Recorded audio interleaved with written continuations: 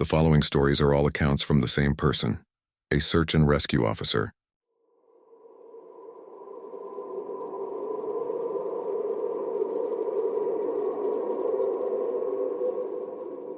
I've been a search and rescue officer for a few years now. Along the way, I've seen some things that I think you guys will be interested in. I have a pretty good track record for finding missing people. Most of the time, they just wander off the path or slip down a small cliff and they can't find their way back. The majority of them have heard the old "stay where you are" thing and they don't wander off. But I've had 2 cases where that didn't happen. Both bother me a lot, and I use them as motivation to search even harder on the missing persons cases I get called on. The first was a little boy who was out berry picking with his parents. He and his sister were together, and both of them went missing around the same time.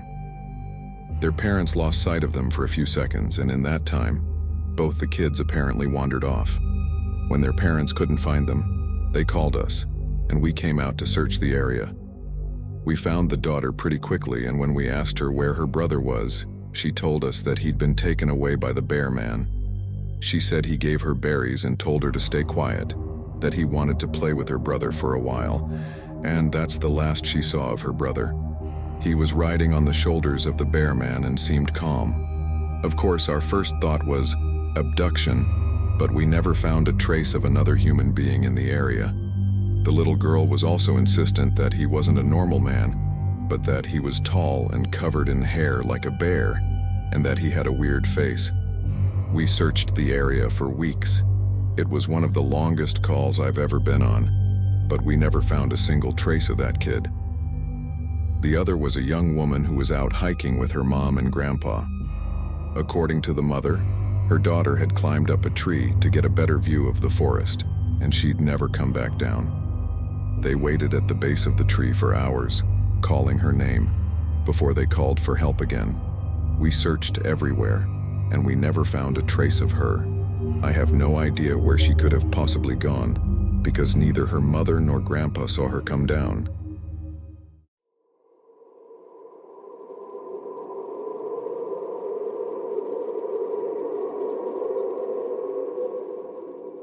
A few times I've been out on my own searching with a canine, and they've tried to lead me straight up cliffs, not hills, not even rock faces, straight sheer cliffs with no possible handholds. It's always baffling, and in those cases, we usually find the person on the other side of the cliff or miles away from where the canine had led us. I'm sure there's an explanation, but it's sort of strange. One particularly sad case involved the recovery of a body. A 9-year-old girl fell down an embankment and got impaled on a dead tree at the base. It was a complete freak accident, but I'll never forget the sound her mother made when we told her what happened. She saw the body bag being loaded into an ambulance, and she let out the most haunting, heartbroken wail I've ever heard. It was like her whole life was crashing down around her, and a part of her had died with her daughter. I heard from another search and rescue officer that she killed herself a few weeks after it happened. She couldn't live with the loss of her daughter.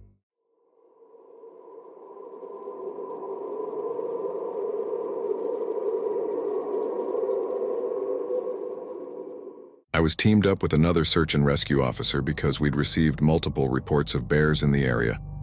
We were looking for a guy who hadn't come home from a climbing trip when he was supposed to, and we ended up having to do some serious climbing to get to where we figured he'd be. We found him trapped in a small crevice with a broken leg. It was not pleasant. He'd been there for almost 2 days, and his leg was very obviously infected. We were able to get him into a chopper, and I heard from one of the EMTs that the guy was absolutely inconsolable. He kept talking about how he'd been doing fine, and when he'd gotten to the top, a man had been there. He said the guy had no climbing equipment and was wearing a parka and ski pants. He walked up to the guy, and when the guy turned around, he said he had no face, it was just blank. He freaked out and ended up trying to get off the mountain too fast, which is why he'd fallen. He said he could hear the guy all night climbing down the mountain and letting out the most horrible muffled screams. That story bothered the hell out of me. I'm glad I wasn't there to hear it.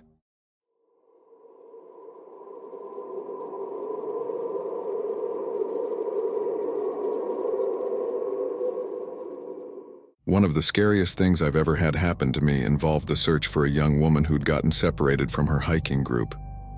We were out until late at night because the dogs had picked up her scent. When we found her, she was curled up under a large, rotted log. She was missing her shoes and her backpack, and she was clearly in shock. She didn't have any injuries, and we were able to get her to walk with us back to the base. Along the way, she kept looking behind us and asking why that big man with black eyes was following us. We couldn't see anyone, so we just wrote it off as some weird symptom of shock. But the closer we got to the base, the more agitated this woman got.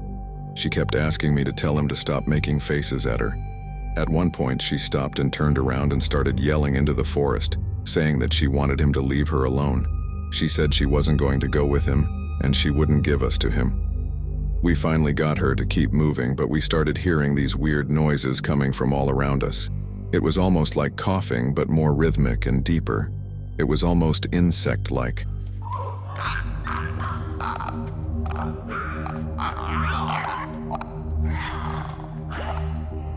I don't know how to describe it. When we were within sight of the base, the woman turned to me, and her eyes were about as wide as I can imagine a human being can open them. She touched my shoulder and said, "He says to tell you to speed up. He doesn't like looking at the scar on your neck." I have a very small scar on the base of my neck, but it's mostly hidden under my collar, and I have no idea how this woman saw it. Right after she said it, I heard that weird coughing right in my ear, and I just about jumped out of my skin. I hustled her to ops, trying not to show how freaked out I was. But I have to say I was really happy when we left that area that night.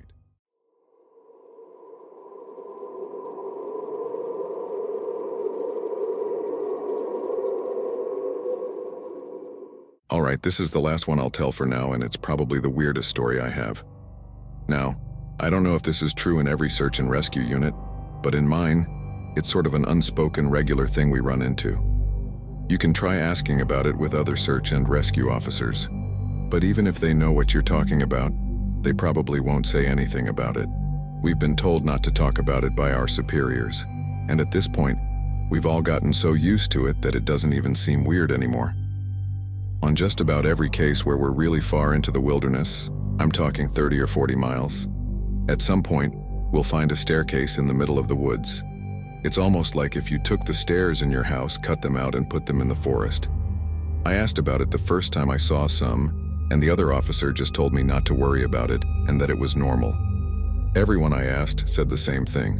I wanted to go check them out, but I was told very seriously that I should never go near any of them. I just sort of ignore them now when I run into them because it happened so frequently.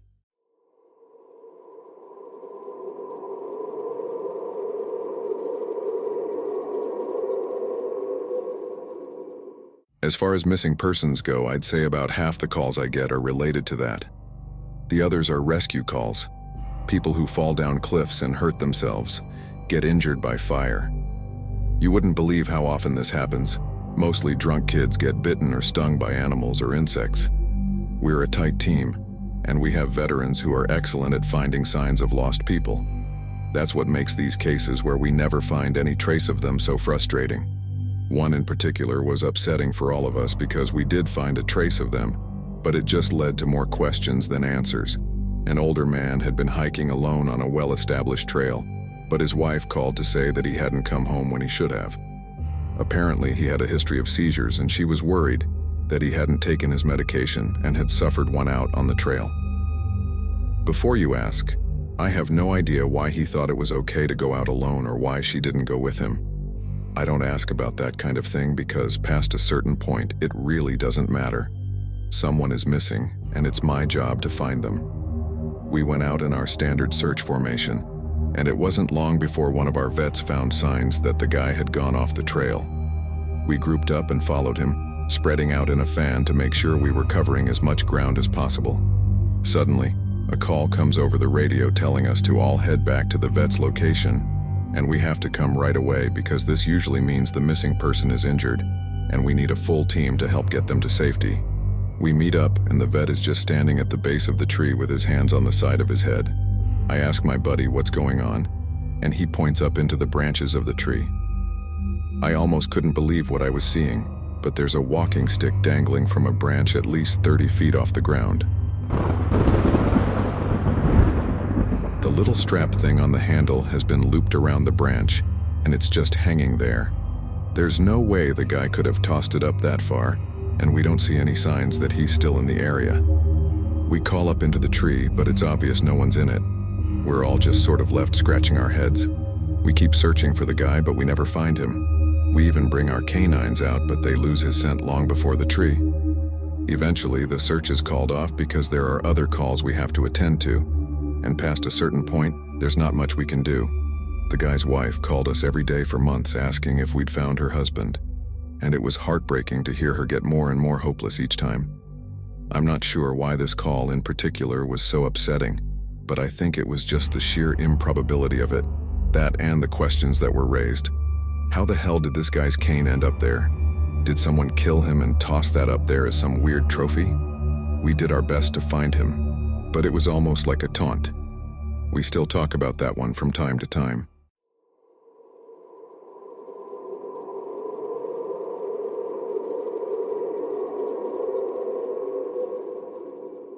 Missing kids are the most heartbreaking. It doesn't matter what the circumstances they go missing under. It's never easy. And we always dread the ones that we find deceased. It's not common, but it does happen. David Paulides talks a lot about kids search and rescue teams find in places that they shouldn't be or couldn't be. I can honestly say I've heard about this kind of thing happening more than I've seen it. But I'll share one of the ones that I think about a lot that I witnessed personally. A mother and her 3 kids were out for a picnic in an area of the park that has a small lake. One is 6, one is 5, and the other is about 3. She's watching them all really closely, and according to her, she never lets them out of her sight at any time. She never saw anyone else in the area either, which is important. She packs their stuff up, and they start to head back to the parking area. Now this lake is only about 2 miles into the woods, and it's on a very clearly established trail. It's almost impossible to get lost from the parking area to it unless you're deliberately going off the path like an imbecile. Her kids are walking in front of her when she hears what sounds like someone coming up the path behind her. She turns around, and in the 4 or so seconds she's not looking, her 5-year-old son vanishes. She figures he stepped off the trail to go pee or something, and she asks her 2 other kids where he went. They both tell her that a big man with a scary face came out of the woods next to them, took the kid's hand, and led him into the woods. The 2 remaining kids don't seem upset. In fact, she says later that it seems like they've been drugged. They're sort of spacey and fuzzy. So of course she freaks out, starts frantically looking around the area for her kid. She's screaming his name, and she says at one point she thinks she heard him answer her. Obviously she can't go blindly running into the woods. She's got the other 2 kids, so she calls the police and sends us out immediately.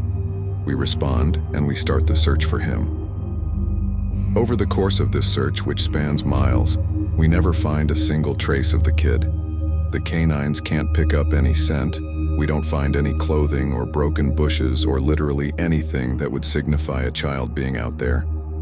Of course, there's suspicion about the mother for a while, but it's pretty clear that she's completely destroyed by the whole thing.